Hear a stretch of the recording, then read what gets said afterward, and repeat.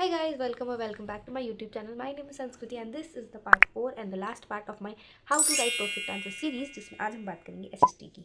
Now SST में we have 4 different subject: civics, geography, economics and history. And अब तुम लोग सोचोगे कि सबके बारे में अलग अलग वीडियो बनानी चाहिए, बट आई फील कि ये सब सब्जेक्ट ऑलमोस्ट सेम ही है when it comes to answer writing. तो मैं इन ऑल तुम्हें मार्किंग के हिसाब से बताऊंगी कि तुम्हें कैसे आंसर लिखना है, नॉट सब्जेक्ट वाइज, क्योंकि हर सब्जेक्ट में तुम्हें सेम ही तरीके से आंसर लिखना होता है. मैंने तो सेम सब तरीके के आंसर्स लिखे थे एंड मेरा सिर्फ एक MCQ गलत था तो आई स्कोर 99. तो तुम भी ये टिप्स फॉलो कर सकते हो. So without any further ado, let's begin. Now let me tell you one thing that I am a big fan of Prajakta Koli. तुमको समझ में आ ही जाता होगा, ऐसे love and do this so you know. And also जैसे वो कहते हैं ना real talk Tuesday, this is a real talk Tuesday because this is how I am in real life. And मेरा बिल्कुल मन नहीं था रेडियो के लिए बनाने का, तो मैंने बस कैमरा चालू कर दिया, मैं बोलने लगी हूँ. सो प्लीज़ तुम मेरी बातें सुनने आते हो, मेरी शक्ल देखने नहीं. सो ये मत कहना कमेंट में कि थोड़ा तो एफर्ट्स कर लिया करो, मेरी बातें सुनो ना भाई, शक्ल की देखनी, बातें सुनो. सो सबसे पहले हम बात करते हैं MCQs की. MCQs में बेसिकली तुम्हें ऑप्शन लिखना है, उसका आंसर लिखना है, that's it is as simple as that. Also please MCQ में नंबरिंग ऊपर नीचे मत करना.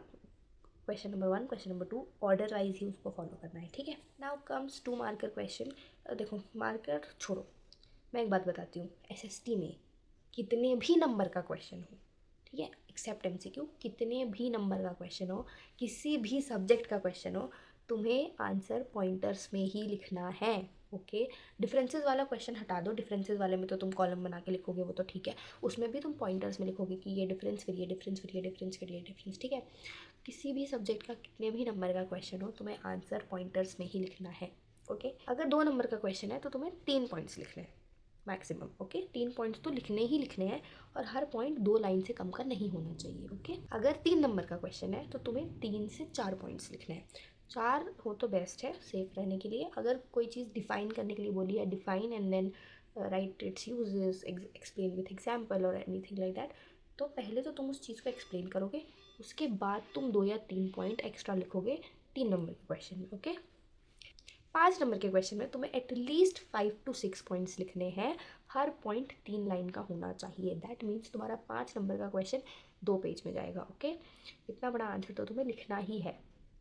ऑल्सो जो आंसर्स हैं उसमें जो की पॉइंट्स हैं, फॉर एग्जाम्पल बुलेट पॉइंट्स में लिख लो, तो एक बुलेट हेडिंग डालो एंड उसको फिर एक्सप्लेन करो. देन नेक्स्ट पॉइंट में एक और हेडिंग डालो, फिर उसको एक्सप्लेन करो, एक और हेडिंग डालो, उसको एक्सप्लेन करो. एंड उसमें जो हेडिंग्स हैं उसको अंडरलाइन कर देना, और जो पॉइंटर्स तुमने एक्सप्लेन किए हैं उसमें भी अंडरलाइन करना. SST में आंसर्स को अंडरलाइन करना इज़ वेरी इंपॉर्टेंट. जो जो तुम्हारे की पॉइंटर्स हैं उनको अंडरलाइन ज़रूर करना, ठीक है. It is very important. Now another pro tip. SST में तुम्हारी लैंग्वेज बहुत मैटर करती है. तुम बेसिक इंग्लिश नहीं लिख सकते, तुम्हें NCERT की लैंग्वेज लिखनी पड़ेगी. You have to be very mindful of your language. तुम इनफॉर्मल लैंग्वेज में नहीं लिख सकते. You have to be very formal with your language. तो प्लीज़ NCERT के टर्म्स यूज़ करो, ठीक है. पावरफुल वर्ड्स यूज़ करो. ऑल्सो कुछ कुछ डेफिनेशंस अगर कोई है, ठीक है, कोई भी डेफिनेशन है, तो वो कोशिश करो कि एग्जैक्टली NCERT की ही लिखो, ठीक है. एंड कुछ कुछ वर्ड्स जो बहुत इंपॉर्टेंट वर्ड्स होते हैं NCERT में, वो तो तुम रट के चले जाओ, वो तो तुम अपने आंसर्स में यूज़ करोगे ही करोगे.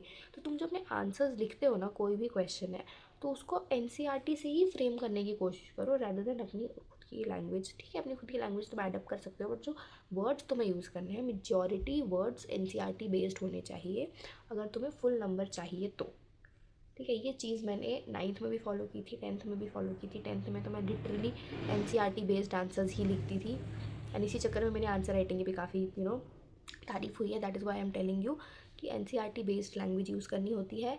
फॉर्मल होनी चाहिए तुम्हारी लैंग्वेज. पॉइंटर्स में आंसर लिखो, पैराग्राफ नहीं बनाने हैं. एक पैराग्राफ तो लिखना ही नहीं है. SST के पेपर में पैराग्राफ नहीं लिखना है. हर आंसर पॉइंट्स में होना चाहिए, ठीक है.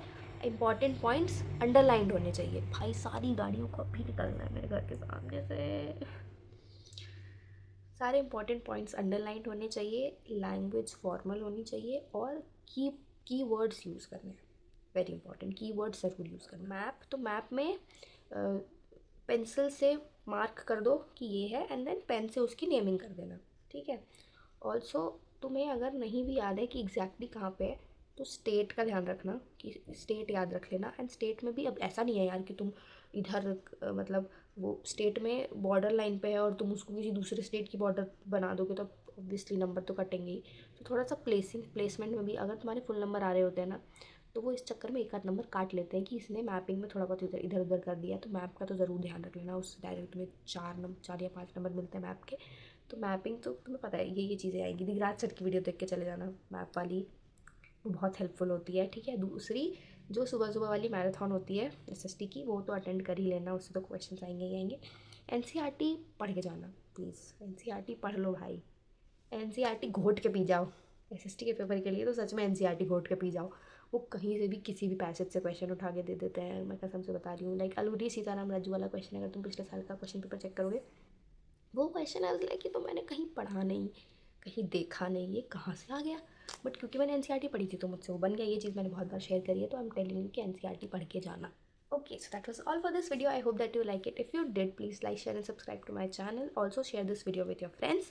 And I'll see you in my next video जिसमें मैं तुम्हें perfect answers लिख के दिखाऊंगी. So please stay tuned. Bye bye. Love love.